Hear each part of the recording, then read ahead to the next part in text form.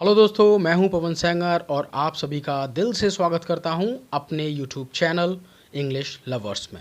दोस्तों, आज हम ऐसे 10 सेंटेंसेस को डिस्कस करने जा रहे हैं जिन्हें हम जनरली गलत बोलते हैं और साथ ही साथ गलत लिखते भी हैं। तो पहला सेंटेंस है दोस्तों, बहुत ही फेमस सेंटेंस जो जनरली हम अपनी लैंग्वेज में बोलते हैं, you are better than me.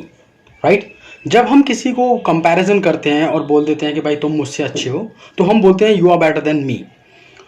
यहां पर दोस्तों एरर ये है कि जब आप कंपैरिजन करते हैं दो लोगों के बीच में, तो आपको हमेशा माइंड में रखना है कि कंपैरिजन होता है हमारा सब्जेक्ट से सब्जेक्ट का। आप सब्जेक्ट से ऑब्जेक्ट का कंपैरिजन नहीं कर सकते, इसलिए मी यहाँ पे ऑब्जेक्ट है, उसे आपको कट करके बनाना पड़ेगा आई, क्योंकि कंपैरिजन हो रहा है दोस्तों यू का। और देखिए, आप लोगों को पता होगा कि यहाँ पे आर वर्ब है और वर्ब से पहले आने वाला जो वर्ड है वो सब्जेक्ट होता है। तो आप कंपैरिजन करेंगे सब्जेक्ट का सब्जेक्ट से, इट मीन्स आपका करेक्ट सेंटेंस बनेगा you are better than I. इसको मी कभी नहीं बोलना है, हमेशा आपको बोलना है आई। ऑलराइट, आते हैं अपने दूसरे सेंटेंस पर। सेकेंड सेंटेंस है दोस्तों, I read this book word to word. ये बहुत ही फेमस सेंटेंस है जिसे हम जनरली बोलते ही रहते हैं। तो यहाँ पे आप स्पोकन में जब आप बोलते हो तो या तो लगा देते हो वर्ड बाय वर्ड या बोल देते हो वर्ड फ्रॉम वर्ड। लेकिन आपकी जानकारी के लिए ये बता दूं कि दोस्तों ये वर्ड टू वर्ड कोई वर्ड नहीं होता, आपको हमेशा लगाना है वर्ड फॉर वर्ड। देखिए दोस्तों, अब जब आप इसे रीड करेंगे तो बहुत ऑड लगेगा, लेकिन आपके ऑड लगने से एग्जामिनर का कोई लेना देना नहीं है। राइट? तो आप करेक्ट इसे कैसे बोलेंगे और लिखेंगे, आई read this book word for word. मैंने इस किताब को पढ़ा एक एक शब्द इसका। ओके? तो वर्ड फॉर वर्ड होता है, वर्ड टू वर्ड नहीं होता। आते हैं अपने तीसरे सेंटेंस पर। A monkey was sitting on the tree. एक बंदर बैठा हुआ था पेड़ पर। तो दोस्तों, पेड़ पर बैठने के लिए, क्योंकि हम पेड़ के बिल्कुल ऊपर नहीं बैठते, हम पत्तियों के यानी लीव्स के सराउंडिंग में बैठते हैं, उसके चारों तरफ, तो इसलिए आप पेड़ पर बैठने के लिए लगाएंगे दोस्तों इन।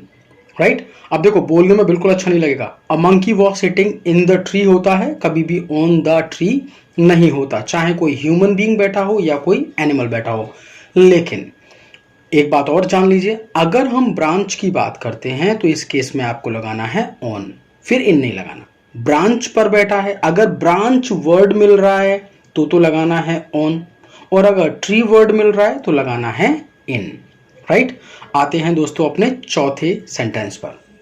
देखिए, it is high time you should study. यही समय है, यही मौका है, आपको पढ़ना चाहिए, या फिर आपको मिल जाता है you have to study. Okay?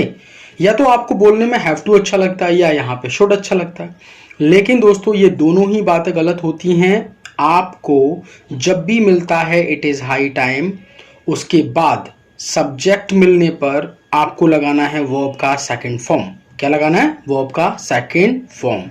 तो यहाँ यू सब्जेक्ट है, तो यू के बाद सेकंड फॉर्म आने वाला है, इट मीन्स आपका आंसर आएगा यहाँ पे स्टडीड, यानी शुड को आपको रिमूव करना पड़ेगा, हैव टू को भी रिमूव करना है और स्टडी को बना देना है स्टडीड।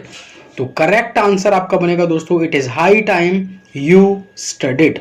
राइट? ओके, आते हैं अपने पांचवें सेंटेंस पर। दोस्तों, फिफ्थ सेंटेंस है, it's me who is going to help you. ये मैं ही हूं जो तुम्हारी हेल्प कर रहा हूं या करने जा रहा हूं।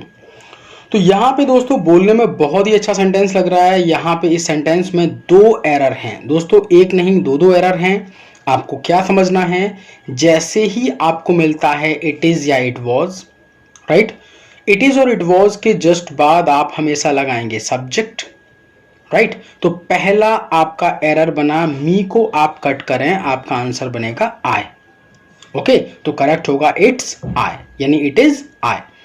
दूसरी बात ये समझना, एक बात और कंसेप्ट समझ लीजिए, सब्जेक्ट के बाद अगर आपको हु विच मिलता है तो हु विच से जस्ट पहले यूज होने वाले वर्ड को हम बोलते हैं दोस्तों एंटीसीडेंट, और हिंदी में इसे बोला जाता है पूर्ववर्ती। ओके? अब एक कंसेप्ट और समझिए, कंसेप्ट ये है कि हु के जस्ट बाद जो भी आप वर्ब लगाएंगे वो इसी नियरेस्ट सब्जेक्ट के अकॉर्डिंग होना चाहिए, यानी कि हु से बिल्कुल पहले आने वाले वर्ड के अकॉर्डिंग आप यहाँ पर वर्ब लगाते हैं। तो क्या करना है दोस्तों, अब यहाँ पे आई बन गया, आई के अकॉर्डिंग क्या इज करेक्ट होगा, नहीं होगा, आपको लगाना पड़ेगा यहाँ पे आई के अकॉर्डिंग एम, तो वह करेक्ट बनेगा दोस्तों। It is I who am going to help you, right. दोस्तों सिक्स्थ सेंटेंस है आप लोगों का, according to me it's a bad movie. Okay, मेरे अनुसार ये एक बेकार या बुरी मूवी है। तो काइंड ऑफ इन्फॉर्मेशन दोस्तों, अकॉर्डिंग टू मी कोई भी वर्ड नहीं होता, आप इसे कभी यूज़ नहीं कर सकते। आप जब भी आप ये बोलने वाले हैं मेरे अनुसार, तो आप लोगों को बोलना है दो वर्ड, या तो बोलेंगे आप इन माय ओपिनियन या बोलेंगे in my point of view. तो दोस्तों अकॉर्डिंग टू मी को कट करिए, या तो लगाइए इन माय ओपिनियन या लगाइए in my point of view, right.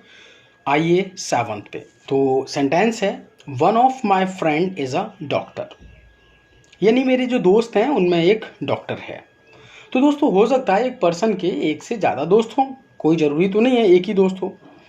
अगर एक दोस्त है तो डायरेक्टली आप बोलेंगे my friend is a doctor, और अगर एक से ज़्यादा फ्रेंड हैं उनमें से एक डॉक्टर है, तो हमेशा याद रखिए कि वन ऑफ के जस्ट बाद यूज़ होने वाला नाउन एंड प्रोनाउन हमेशा आता है प्लूरल, राइट। कैसा आता है, प्लूरल। तो दोस्तों वन ऑफ के बाद में ये जो फ्रेंड वर्ड है ये आपका नाउन है, तो फ्रेंड को बना दीजिए फ्रेंड्स, करेक्ट बनेगा one of my friends is a doctor, यानी कि फ्रेंड गलत हो जाता है। ओके, अब एक और एग्जांपल ले लेते हैं इसका। Virat Kohli is one of the richest player. तो दोस्तों देखो वन ऑफ मिला, जैसे ही आपको वन ऑफ मिला, वन ऑफ के जस्ट बाद यूज होने वाला नाउन 100% होना चाहिए प्लूरल, तो दोस्तों प्लेयर को बना दीजिए प्लेयर्स, राइट। आते हैं अपने एट्थ सेंटेंस पर। तो दोस्तों एट्थ सेंटेंस है ही was married with a doctor, right. तो दोस्तों ये सेंटेंस बिल्कुल गलत सेंटेंस है। जब भी हम मैरिड की बात करते हैं तो कभी भी आपको विद नहीं लगाना। कोई पर्सन किसी दूसरे पर्सन से जब मैरिड करता है तो उस केस में आप लगाते हैं टू, तो करेक्ट बनेगा he was married to a doctor, alright. अब दोस्तों यहाँ पे एक पॉइंट आपके लिए, बहुत अच्छा पॉइंट आपको समझाने जा रहा हूँ। मैरिड से दोस्तों 3 क्वेश्चन आपके एग्जाम में बनने की पॉसिबिलिटी है, उन तीनों क्वेश्चन को डिटेल्स में डिस्कस कर लेते हैं। तो एट्थ में ए पॉइंट को समझिए दोस्तों, अगर सब्जेक्ट के जस्ट बाद आपको मैरिड वर्ड मिलता है तो इस केस में आप कभी भी टू और विद नहीं लगाएंगे, आप डायरेक्ट लगाएंगे ऑब्जेक्ट। जैसे ही मैरिड, तो देखो ही क्या बना, सब्जेक्ट बना, मैरिड क्या है, वर्ब है, डायरेक्टली आपको लगाना है ही मैरिड हर। आप ना तो इसमें लगा सकते टू, ना ही लगा सकते विद, ओके, दोनों ही बातें गलत हो जाएंगी। आते हैं बी पॉइंट पर। दोस्तों सब्जेक्ट के जस्ट बाद अगर आपको वर्ब मिलता है, इस केस में आप लगाएंगे टू, कभी भी विद नहीं लगाने वाले, राइट। जैसे हम लोगों का पहला एग्जाम्पल जो मैंने आपको दिया था, तो उसी एग्जाम्पल को मैं ले लेता हूँ। ही वॉज मैरिड, राइट। तो ही के बाद आपको वॉज मिल रहा है, वॉज वर्ब हुआ और वर्ब के बाद आया मैरिड, तो दोस्तों आपका आंसर बनेगा टू और फिर लगा दीजिए आप हर, ओके। आते हैं पॉइंट नंबर सी पर। दोस्तों सी पॉइंट ये है कि अगर बच्चों की बात कर दी जाए, इट मीन्स ही और शी मैरिड है और उसके एक या दो बच्चे भी हैं, तो उस केस में आपको क्या करना है, इस केस में दोस्तों आप लगाएंगे विद, इसमें ना तो टू आएगा, ओके, और ना ही विदाउट प्रपोजिशन आप इसे यूज कर सकते हैं। क्या लगाना है, विद। तो क्वेश्चन देख लेते हैं। शी इज मैरिड, वो मैरिड है विद 2 चिल्ड्रन, और उसके 2 बच्चे भी हैं।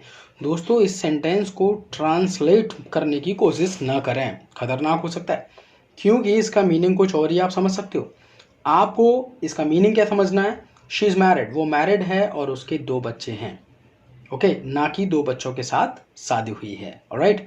आइए नेक्स्ट पर। दोस्तों 9th आपका सेंटेंस है I wrote a letter by ink, या विद इंक होगा या फ्रॉम इंक होगा, ओके।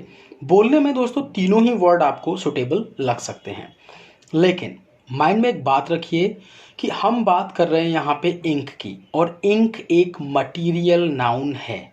ऑलराइट, जब भी हम मटीरियल नाउन की बात करते हैं, ना तो आप बाय लगा सकते, ना ही विद लगा सकते, और ना ही फ्रॉम। मटीरियल के साथ दोस्तों आपको लगाना है इन। राइट, पढ़ने में बिल्कुल ऑड लगेगा, लेकिन हमें एडजस्टमेंट करना पड़ेगा। आप बहुत रिजिड होके इंग्लिश को नहीं सीख सकते। तो I wrote a letter in ink, ये बनता है आपका करेक्ट सेंटेंस। इसके अपार्ट फ्रॉम, अगर दोस्तों टूल की बात हो जाए तो आप लोगों को विद लगा देना है, फिर आप इन नहीं लगा सकते। अब एक और सेंटेंस देखते हैं। I wrote a letter blank pen. अब यहां पे बाय पेन, विद पेन। तो आपके माइंड में होना चाहिए दोस्तों, इंक मटेरियल है, जबकि जो पेन है वो एक टूल की तरह काम करता है, और टूल के लिए आपको लगा देना है विद। राइट, तो करेक्ट आपका बनेगा विद पेन। लास्ट सेंटेंस देख लेते हैं दोस्तों आज का, वो है 10th सेंटेंस। और 10th सेंटेंस में हमसे जनरली गलती हो ही जाती है। A miser man can't buy this house. एक कंजूस आदमी इस घर को नहीं खरीद सकता। दोस्तों कंसेप्ट को एकदम समझना, यहाँ पे जो मैन वर्ड है, मैन एक नाउन है। राइट, और नाउन से जस्ट पहले जो वर्ड आप लगाते हैं उसे बोला जाता है एडजेक्टिव। क्या बोलते हैं? एडजेक्टिव। अब यहां पे बात को समझना, माइजर पहले से ही नाउन है। राइट, तो आपको दो पैरेलल नाउन नहीं रखने। अब माइजर का दोस्तों जो एडजेक्टिव बनता है वो बनता है माइजरली। राइट, जैसे फ्रेंड का फ्रेंडली एडजेक्टिव बनता है, इसी तरह से माइजर का एडजेक्टिव होता है माइजरली। ओके, तो आपके पास में दोस्तों दो ऑप्शन बनते हैं इसे करेक्ट करने का। पहला ऑप्शन है, या तो आप माइजर को बनाइए माइजरली। राइट, तो कैसे बोलोगे? A miserly man can't buy this house. देखो बोलने में बिल्कुल गलत लग रहा होगा, लेकिन करेक्ट यही है। दूसरा आपके पास ऑप्शन ये है दोस्तों कि मैन को आप रिमूव कर दीजिए, तो माइजर ऑलरेडी नाउन का वर्क करेगा, तो हम ये भी बोल सकते हैं a miser can't buy this house. दोनों ऑप्शन आपके करेक्ट हो जाएंगे। ऑलराइट, आई होप दोस्तों आज ये 10 के 10 सेंटेंसेस आपके क्लियर हो गए होंगे, और 99% स्टूडेंट्स इन सेंटेंसेस में गलती करता है। ओके, तो मिलते हैं कुछ और न्यू सेंटेंसेस के साथ में, कुछ और न्यू स्ट्रक्चर के साथ में। तो चलिए दोस्तों मिलते हैं अगले वीडियो में। Thank you for watching this video, and please share, like, comment and subscribe. Okay, अपना ख्याल रखो। जय हिंद।